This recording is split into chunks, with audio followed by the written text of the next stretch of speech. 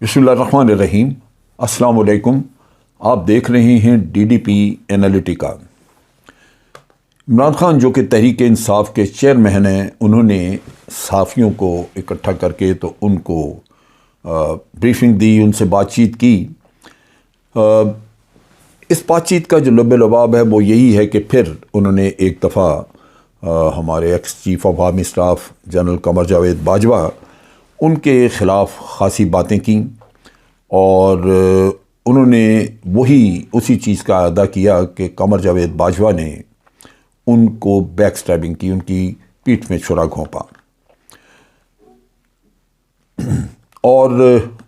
जो ज़्यादा परेशान कुन बात उन्होंने की वो ये कि उन्होंने कहा कि जो जनरल बाजवा का सेटअप था या उनके जो साथी वो लोग जो उनके साथ मिल के उनके ख़िलाफ़, यानी कहने को इमरान खान के ख़िलाफ़, PTI के ख़िलाफ़ काम कर रहे थे, उन्होंने कहा कि वो आज भी वही हैं, वो इस्टेब्लिशमेंट का हिस्सा हैं और वो इस वक्त कोशिश कर रहे हैं कि किसी न किसी तरह तहरीक इंसाफ का रास्ता रोका जाए। मुझे इस बात का कतन इल्म नहीं कि वो सेटअप मौजूद है या नहीं है। नया चीफ ऑफ आर्मी स्टाफ आ गया और नया चीफ ऑफ आर्मी स्टाफ आके अमूमन वो अपने एतमाद के लोगों को भी साथ रखते हैं और उसके अलावा तमाम सेटअप जो भी हो, वो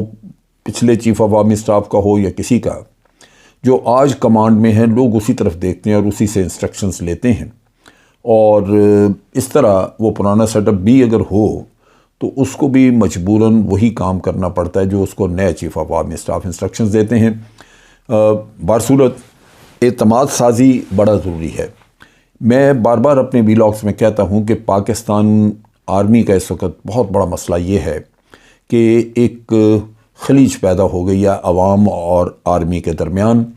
जो पिछले दौर में जब general Qamar Javed Bajwa chief of army staff थे तो उनके बाद एक्शंस या बाज़ चीज़ें जो वफाकी बुनियाद पर बाहर निकली, उसके तहत अगर आप देखें तो लोगों में नफ़रत बढ़ी है, जो बहुत ही गलत काम हुआ, बहुत ही तकलीफ़देह चीज़ है। क्योंकि आर्मी जवान वो तो कौम की खिदमत कर रहे हैं, लेकिन अगर कोई सीनियर ऑफिसर किसी जगह पे कोई गलत हरकत कर दे जिसकी वजह से बाकी भी लोगों को शर्मिंदगी उठानी पड़े तो वो दुरुस्त नहीं। फिर इसके साथ साथ ये सारी चीज़ें जो हैं ये नैरेटिव्स बन जाते हैं आपके दुश्मनों के लिए। भारत और मुल्क वो बाहर से इन्हीं चीज़ों को एक्सप्लॉइट करते हैं। ये रेड लाइंस हैं जिनको वो इस्तेमाल करते हैं और इस तरह वो ये फॉल्ट लाइंस जो हैं इनको बहुत बढ़ा चढ़ा के सामने पेश करते हैं। उससे लाजमन और प्रोपेगेंडे की वजह से और मसाइल पैदा होते हैं। रिपोर्टर से बात करते हुए उन्होंने कहा कि जो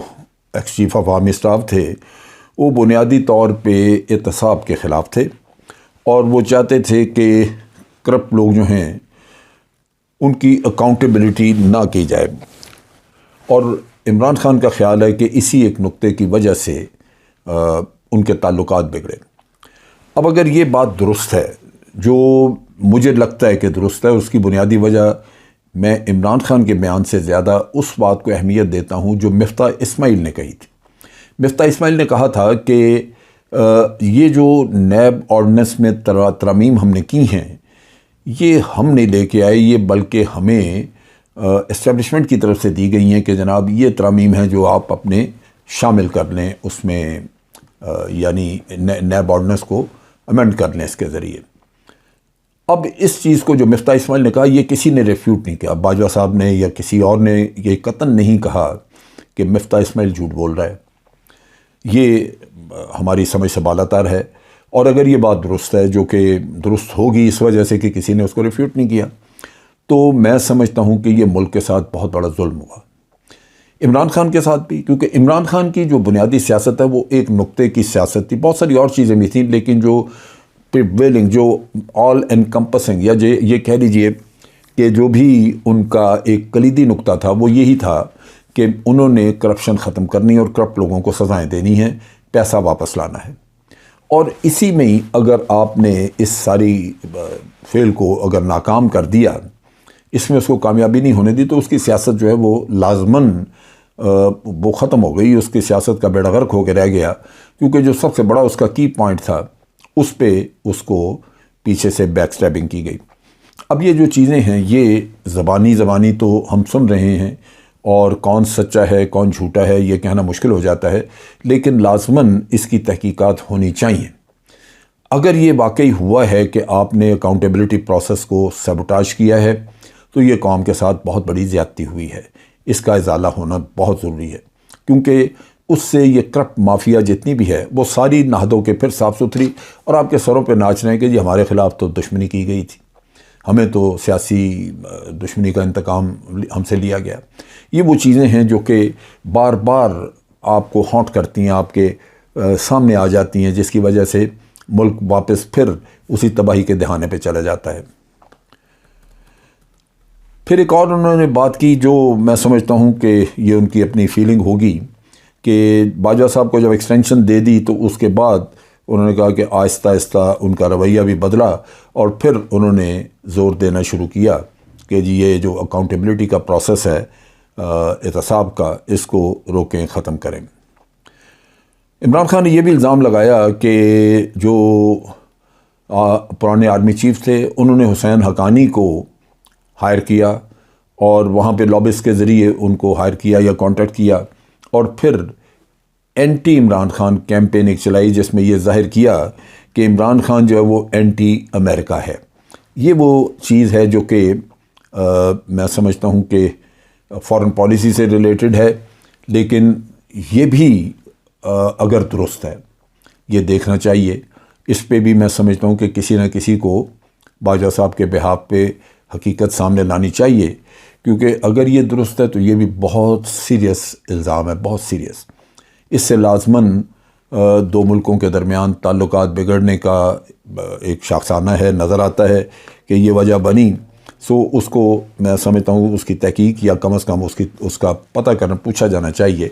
اور باجوہ صاحب کی جو جنرل باجوہ کی جو سائٹ کی سٹوری ہے، جو وہ کہتے ہیں وہ سنا جانا چاہیے، تاکہ پبلک میں جو امپریشن بن رہے ہیں ان کو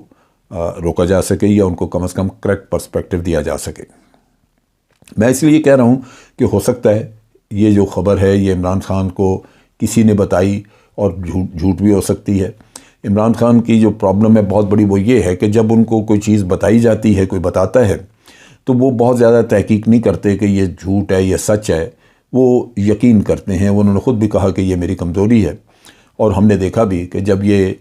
الیکشن انہوں نے لڑا غالباً 2013 کا، تو اس میں انہوں نے 35 پنکچر والی کہانی کہیں سے سن لی، اور وہ پھر انہوں نے پروموٹ کی، کہا کہ جی 35 پنکچر لگائے ہیں پی ایم ایل این نے الیکشن جیتنے کے لیے۔ وہ بعد میں پتہ چلا کہ کسی نے ایسے ہی کہا تھا، اور وہ 35 پنکچر والی کہانی جو عمران خان اتنے شد و مت سے چلاتے رہے،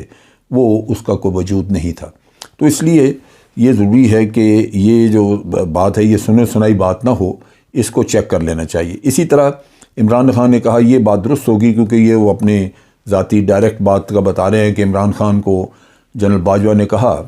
کہ آپ پلے بوائے ہیں، تو میں نے آگے کہا کہ نہیں، میں پلے بوائے رہا ہوں۔ یہ ایک اعتراف ہے جو میں سمجھتا ہوں کہ کسی بھی سچے انسان کو اپنے اعتراف کرنے میں گریز نہیں ہونا چاہیے، لیکن اس میں جو بڑی امپورٹنٹ چیز ہے وہ یہ ہے کہ اس کے لیے بھی کرج چاہیے، جرأت چاہیے کہ ایک انسان تسلیم کرے کہ میں یہ کرتا رہا ہوں یا میری یہ خرابی رہی ہے۔ باقی اگر کوئی آدمی اپنے گناہوں سے توبہ کرتا ہے تو توبہ قبول کرنے والی تو اللہ کی ذات ہے۔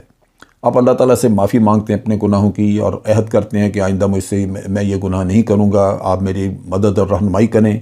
تاکہ میں ایسی حرکات آئندہ نہ کروں، تو اللہ تعالیٰ تو بہت بڑے بڑے گناہ بخش دیتا ہے۔ سو اس وجہ سے ہمیں اللہ تعالیٰ کے غفور الرحیم ہونے پہ، اس کی رحمت پہ زیادہ بھروسہ اور یقین رکھنا چاہیے، بجائے اس کے کہ ہم اس سے دو ہاتھ آگے جا کے، تو باوجود اس کے کہ اللہ نے معاف کر دیا ہو کسی شخص کو، ہم اس کو معاف کرنے کو تیار نہ ہوں اور اس کو ذلیل و خوار کرتے رہیں۔ میں سمجھتا ہوں یہ ہمارے لیے بھی، یا ان حضرات کے لیے جو یہ کام کرتے ہیں، یہ انتہائی بری اور گناہ کی بات ہوگی اگر وہ انہی چیزوں کو رگیدتے رہیں۔ میں جس کسی کا بھی یہ اس طرح کی چیزیں باہر لا کے پبلک میں ذلیل کرنے کی کوشش کی گئی ہے، میں کم از کم اس کو رد کرتا ہوں۔ میرے نقطہ نگاہ سے ہمیں یہ اللہ پہ چھوڑنا چاہیے، اور اس انسان کو چاہیے جس سے غلطیاں ہوئی ہیں وہ اعتراف کر کے اللہ سے معافی مانگے، تاکہ معاملات اللہ اور اس کے درمیان ہوں۔ رب العالمین معاف کرنے والا ہے، بہت بڑے بڑے گناہ معاف کر دیتا ہے۔ سو یہ ہو سکتا ہے کہ جو پلے بوائے والی کہانی ہے عمران خان نے مانی جرت سے، تو اللہ تعالیٰ سے اگر اس نے اپنے گناہوں کی معافی مانگی ہے تو بات اللہ کے درمیان اور اس کے درمیان ہے۔ باقی یہ اینٹی امریکن پروپیگنڈے کی بات جو کی انہوں نے، اس میں بھی ایک اور جو بہت بڑا الزام لگایا، یعنی عمران خان کو اینٹی امریکن شو کرنے کے لیے، وہ یہ کہتے ہیں، عمران خان کہتے ہیں کہ ڈیوڈ ڈو نے جو کچھ کہا، وہ جو سائفر تھا وہ جو انہوں نے بھیجا، وہ بھی اس سے کروایا گیا اور اس میں ان کا خیال ہے کہ یہ اس پہ بھی جنرل باجوہ ملوث تھے اور انہوں نے حسین حقانی کے تھرو یہ کام کرایا اور بالآخر یہ سائفر آیا جس سے کہ کافی کوہرام مچا۔ اب یہ وہ ساری چیزیں ہیں جو کہ ایک ایسے الزامات ہیں جن کا فوری طور کے اوپر کوئی ایسا ثبوت یا شواہد موجود نہیں ہے۔ ہم سب جانتے ہیں کہ ایک سائفر آیا ضرور تھا، اس کے الفاظ بھی بڑے سخت تھے اور پاکستان نے اس کے اوپر احتجاج بھی کیا تھا، لیکن یہ کہنا کہ وہ جنرل باجوہ نے ان کو کروایا تھا، یہ وہ چیزیں ہیں جو کہ جنرل باجوہ کا جب تک کوئی اپنا ریئیکشن نہ ہو اس کے بارے میں حتمی طور پہ کوئی رائے قائم نہیں کی جا سکتی۔ اب انہوں نے یہ بھی الزام لگایا کہ یہاں پہ جو ایم پی ایز وغیرہ ہیں ان کو کہا جا رہا ہے ابھی، کیونکہ چودھری پرویز الہی نے ایک ووٹ آف کانفیڈنس لینا ہے اور وہ یہ کہہ رہے ہیں، عمران خان کہتے ہیں کہ بعض ایم پی ایز کو کہا گیا ہے کہ آپ غائب ہو جائیں، یعنی آپ نیوٹرل ہو جائیں، آپ ووٹ نہ دیں۔ یہ بھی ایک الزام ایسا ہے جو کہ سمجھ سے بالا تر ہے۔ ایک طرف چودھری پرویز الہی یہ کہتے ہیں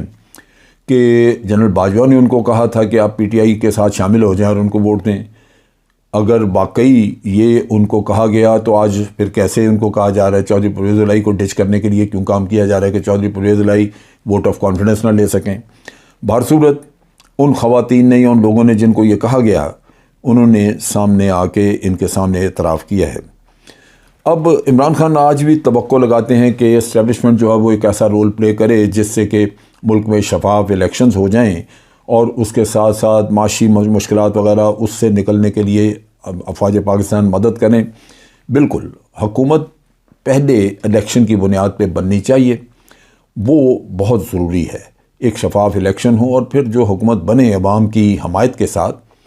وہ حکومت پھر جو بھی چاہے افواج پاکستان یا کسی کو بھی وہ اس سے مشاورت، اس سے مدد یا اس کا تعاون لینے کے لیے کچھ کرنا چاہے تو وہ بالکل جائز ہے، وہ کیا جانا چاہیے۔ لیکن اس سے پہلے میں سمجھتا ہوں کہ ہمیشہ ہر کام جو آپ افواج پاکستان کو اسائن کرتے ہیں